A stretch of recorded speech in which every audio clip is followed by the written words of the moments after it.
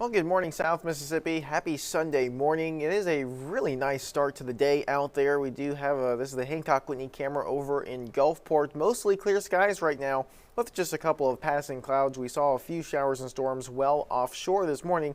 Most of those have started to dissipate, and as we go into the afternoon hours, we may see some develop out over land, and we'll have to see if any do get strong. Just like the past couple of days, at least a few of them could get some that very heavy rainfall, frequent lightning, or the potential for some gusty winds. So we'll keep a close eye on that. You can use the WLOX First Alert weather app to track them.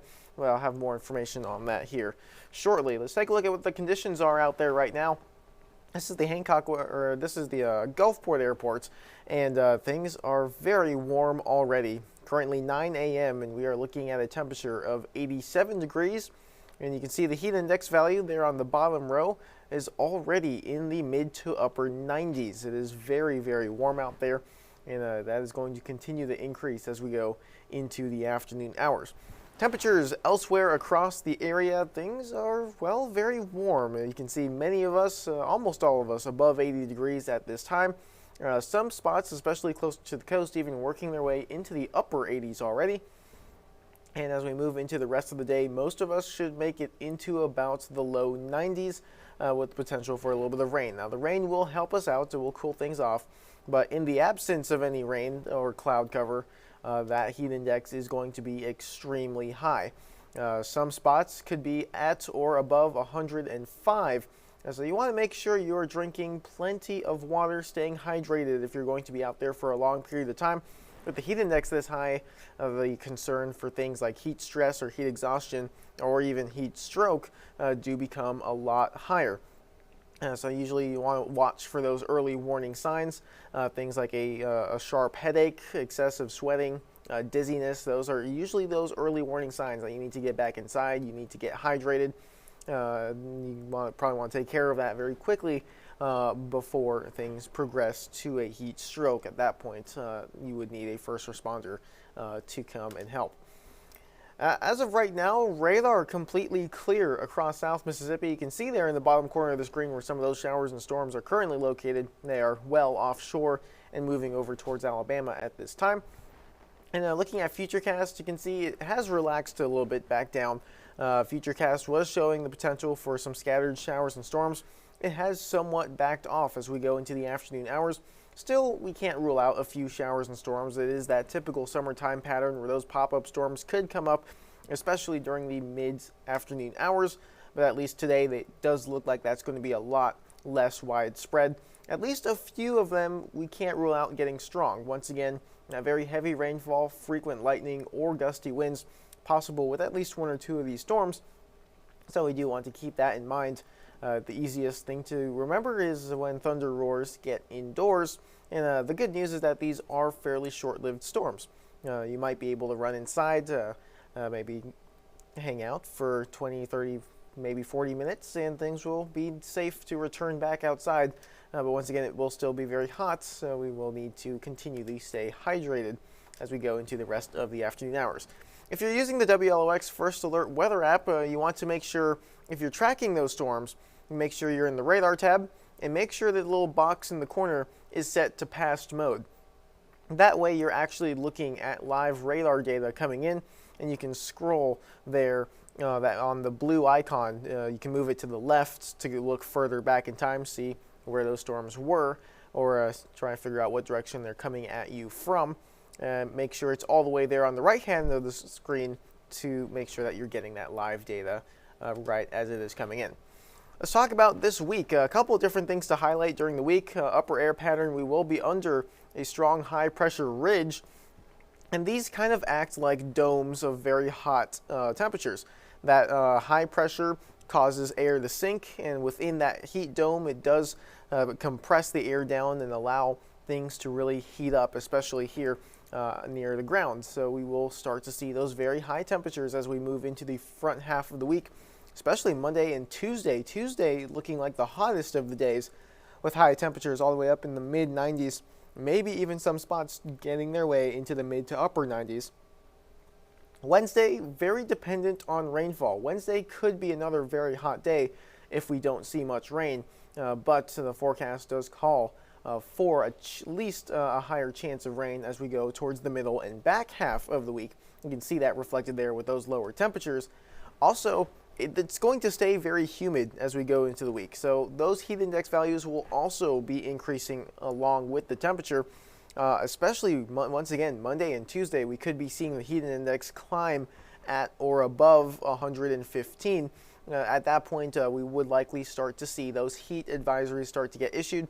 So that's probably something we do want to keep an eye out for tonight and tomorrow. If those advisories are issued, then we do know that there's a very good chance we will get those heat index values to climb all the way up above 115. At that point, it is very, very important to stay hydrated, maybe even limit the time you spend outdoors with those dangerous heat values. At that high, once it gets above about 108, that's when that really high danger for heat stroke or even heat exhaustion does begin to settle in. So we will have to keep an eye out for that as we go through these early parts of the week. It's going to be very, very hot out there. Let's spend some time on the tropics now. We do have a low chance of development. This is in the northern Gulf, just off the coast of Florida, Alabama, Mississippi, and Louisiana.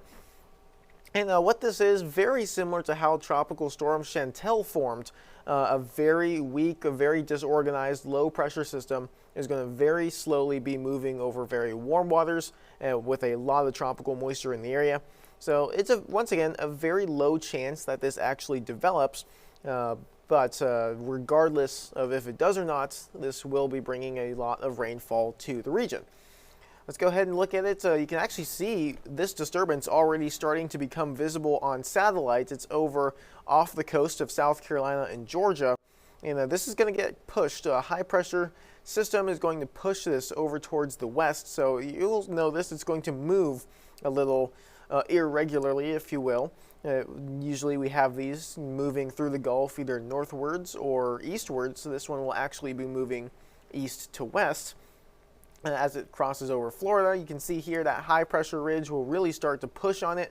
You can see in the green colors there, that is a lot of tropical moisture getting bundled up and carried along with that low pressure system. Once again, fairly weak, but you can see the direction it's moving crosses over into the Gulf, where it may try to become a little bit more organized. We do have very warm water temperatures in the Gulf, as well as that very large plume of tropical moisture you can see there.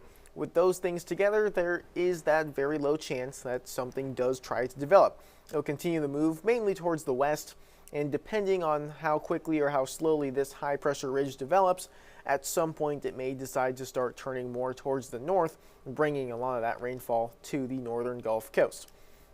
Now, here's what the 5-day WPC rainfall forecast is calling for.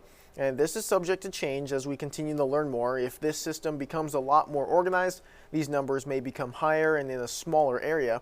But as of right now, most of Florida is looking at about 3 to 5 inches of rain between now and Friday. Most of that towards the end of the week as this system starts to cross into the Gulf. Here, northern Gulf Coast, including the panhandle of Florida, Alabama, and Mississippi, and even parts of Louisiana, most of us looking at around 1 to 3 inches of rainfall. But once again, if this does become a little bit more organized, then by about Thursday, this will start to move up into the northern Gulf. And then at that point, Alabama, Mississippi, Louisiana, those numbers could start to go up. So we will have to keep a close eye on that as we continue into the week. We'll keep you guys fully updated here on online, on air, and on social media as well.